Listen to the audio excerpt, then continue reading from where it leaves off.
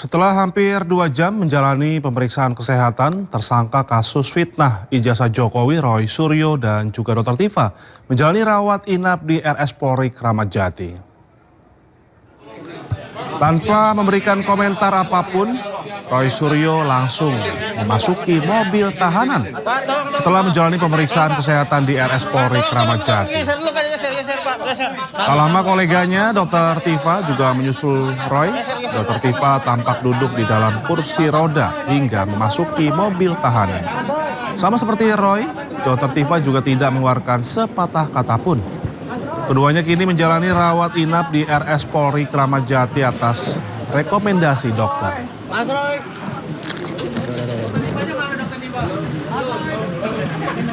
Baik Dr. Tifa maupun Mas Roy Suryo atas rekomendasi dokter, bukan atas permintaan sendiri, ya rekomendasi dokter itu dilakukan treatment rawat inap, itu aja.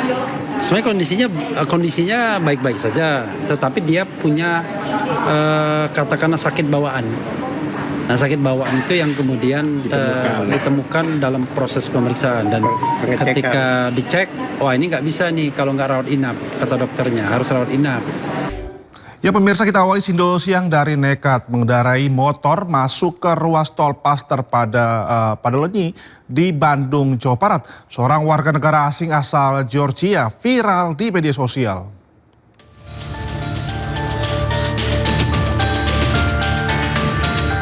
Rekaman video yang beredar menunjukkan seorang pria warga negara asing mengendarai motor metik di dalam ruas tol Paster pada Lenyi.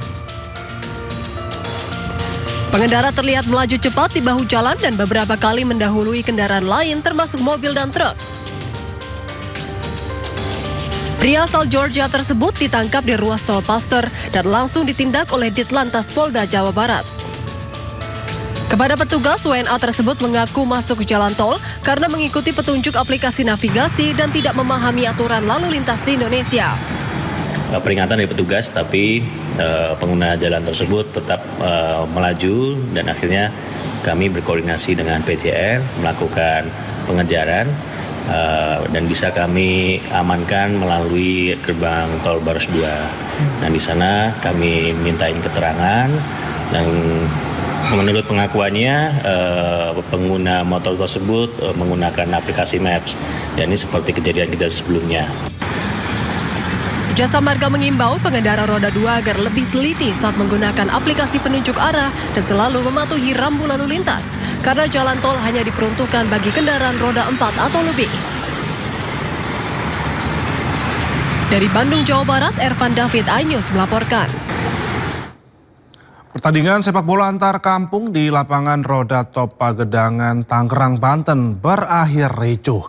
Wasit nyaris menjadi sasaran amuk supporter yang menyerbu masuk ke tengah lapangan lantaran merasa wasit berpihak.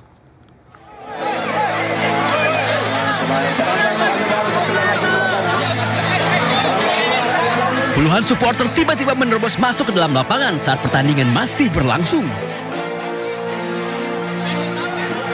Wasit menjadi sasaran kemarahan supporter yang menilai sejumlah keputusan pertandingan merugikan tim dukungan mereka. Sebelum kericuhan terjadi, Jatah KFC tengah unggul 2-1 atas Cihuni FC dalam laga antar kampung. Suasana memanas setelah terjadi sejumlah pelanggaran serta insiden adu fisik antar pemain di tengah lapangan. Akibat keributan yang tidak kunjung reda, pertandingan akhirnya dihentikan. Ribut? Pemain antar pemain, Pak. Oh, terus? Lagi lapangan, Pak. Pemain senggol lah body. Oh gitu. Kita sempat ricu ya? Ya. Hingga situasi kembali kondusif, petugas keamanan tetap berjaga untuk mencegah terjadinya keributan susulan. Kabupaten Tangerang, Banten, Aimarani, iNews melaporkan. Viral di media sosial, sebuah mobil mewah diamuk massa di kawasan Ciledug, Kota Tangerang, Banten.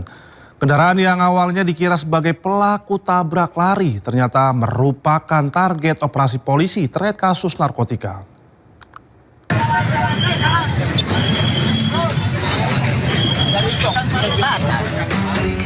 Mobil mewah ini rusak usai jadi sasaran amuk warga dan pengendara yang berusaha menghentikan lajunya di kawasan Ciledug, Kota Tangerang, Banten. Awalnya pengemudi mobil dikira pelaku tabrak lari. Namun setelah diselidiki, kendaraan tersebut ternyata jadi target operasi penangkapan terkait dugaan kasus narkotika jenis tembakau sintetis. Sebelum pengejaran terjadi, polisi telah mengamankan 4 orang terduga pengguna narkotika. Saat akan digeledah, pengemudi mobil kabur hingga terjadi aksi kejar-kejaran di jalan raya. Aksi pengejaran polisi ini menarik perhatian warga sekitar yang ikut berusaha menghentikan kendaraan tersebut. Dan dilakukan pengejaran terhadap mobil ini. Hingga akhirnya mobil terhenti di daerah Ciledug, Tangerang karena menabrak trotoar. Kemudian 5 orang itu diamankan, dibawa ke Polres Jakarta Selatan. Di sana 5 orang ini salah satu diantaranya kita lakukan penahanan. 4 terduga pengguna narkoba kini mengajukan rehabilitasi. Sementara pengemudi mobil ditahan di rutan Mapolres Jakarta Selatan. Polisi masih mendalami kemungkinan adanya pihak lain yang terlibat. Dari Jakarta, Dan Helmi Sayangbati, iNews melaporkan. Ya pemirsa, hilang selama 3 tahun seorang wanita asal Rancaikek, Kabupaten Bandung, Jawa Barat diduga disekap dan dianiaya kekasihnya. Korban diduga mengalami kekerasan fisik berulang hingga kondisinya luka berat.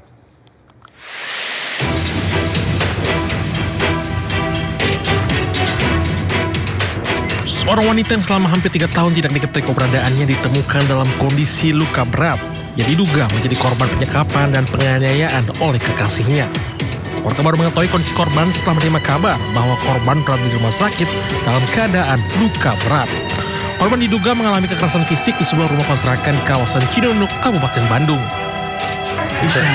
Itu diantar sama yang punya kosan dan pelaku juga? Sama pelakunya juga bertiga semuanya. Cuman si pelakunya nggak ikut ke dalam.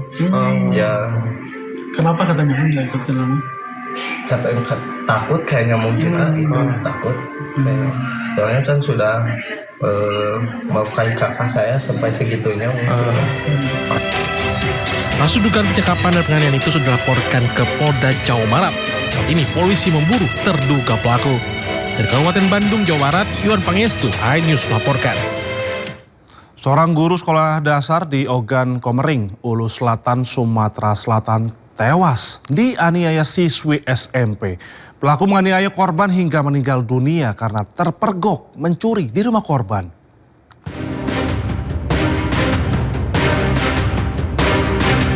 Kasus pencurian disertai penganiayaan berat menggegerkan Kabupaten Ogan Komering, Ulu Selatan, Sumatera Selatan. Seorang guru sekolah dasar berstatus pegawai pemerintah dengan perjanjian kerja meninggal dunia setelah ditusuk seorang siswi SMP. Peristiwa berawal saat korban yang baru pulang ke rumahnya dan mendapati pelaku yang masih berstatus pelajar kelas 1 SMP berada di dalam rumahnya sedang mencuri. Diduga panik karena aksinya diketahui korban, pelaku kemudian mengambil sebilah pisau dan menganiaya korban. Korban sempat menjalani perawatan intensif selama 2 hari di rumah sakit, namun akhirnya meninggal dunia. Usai kejadian, pelaku langsung kabur keluar daerah bersama kedua orang tuanya dan ditangkap di Kabupaten Ogan Ilir, Sumatera Selatan. Korban pulang ke rumah. Pada saat pulang ke rumah, korban mendapati pelaku sudah berada di rumah. Karena panik, pelaku akhirnya mengambil pisau dan menusuk korban. Dari pengakuan pelaku, ini aksi yang ketiga kali. Itu di rumah korbannya? Benar, jadi sudah 3 kali di rumah korban. Ini pelaku sendiri mencuri apa ini? Kalau keterangan pelaku mencuri uang. Diketahui pelaku telah berulang kali mencuri di rumah korban. Atas perbuatannya, pelaku terancam hukuman 7 tahun penjara.